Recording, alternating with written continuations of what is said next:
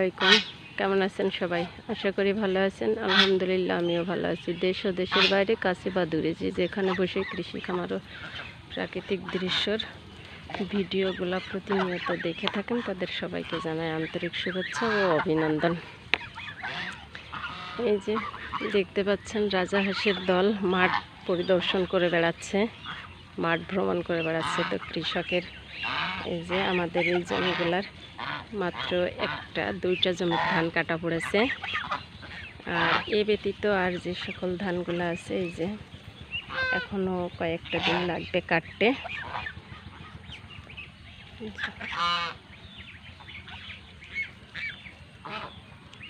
কেউ পেকেছে কেউ পাকেনি, এই অবস্থাতেই আছে।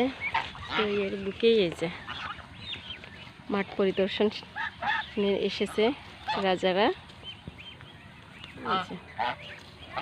এখন প্রচণ্ড গরম পড়েছে, তো যার ফলে এরা খুব তৃষ্ণার্ত।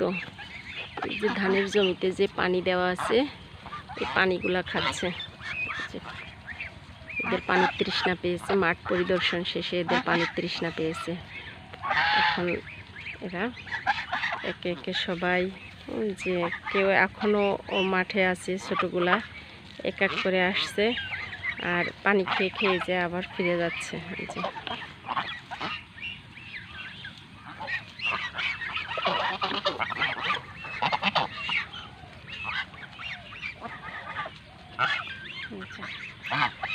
পানি খেয়ে খেয়ে এখন আবার সবাই ফিরে যাচ্ছে মাঠ পরিদর্শনে। প্রচণ্ড গরম, বাহিরে হাঁস নিয়ে আসাই দুপুরবেলা টপ। তো দুপুরে আমি এদেরকে ছাড়ি না, খামারের মধ্যে রেখে দিই। দিনের বেলায় ফাঁকা একটা জায়গাতে খামার আছে এদের, সেখানে থাকে। আর এখন যেহেতু অবরবেলা, রোদ্দুরটা তাপ অনেকটা কমেছে এবং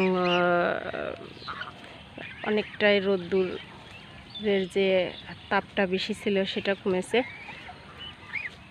বিকাল তো এখন রোদ্দুরের সেজন্য প্রভাবটা কম, এই কারণের জন্য এদেরকে আমি বাইরে দিয়েছি। তৃষ্ণার তো দেখে এরা যে এখন পানি খেতে এসেছে, খাবারের মাঝেও পানি খেয়ে যাচ্ছে। পানি খাওয়া শেষ, তো এখন একে একে আবার সবাই এরা ফিরে যাবে এই ফাঁকা জমিটাতে। এখানে এরা যে জমিতে যে ধানগুলা পড়ে আছে এগুলা পানি খেয়ে আবার ফিরে এসেছে সেই জমিতে, যে জমিতে ধানগুলা পড়ে আছে যে ওরা সুন্দরভাবে খাচ্ছে।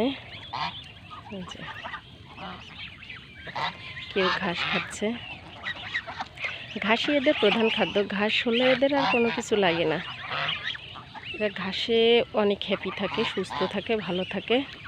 যে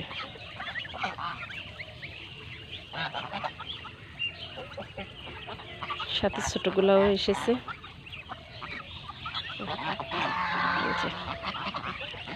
ধানের জমি থেকে এখন উঠে যে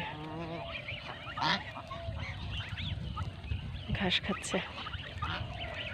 তো পরবর্তী ভিডিও দেখার আমন্ত্রণ জানিয়ে আজ এই পর্যন্তই। সে পর্যন্ত সবাই ভালো থাকবেন, সুস্থ থাকবেন, নিজেদের প্রতি খেয়াল রাখবেন এবং পশু পাখি যে যেখান থেকে যাই পালন করেন না কেন তার দিকে অবশ্যই লক্ষ্য রাখবেন। আর আমার চ্যানেলটি ভালো লাগলে অবশ্যই সাবস্ক্রাইব করবেন, আমার পশু পাখিগুলোর জন্য দোয়া করবেন। আল্লাহ হাফিজ।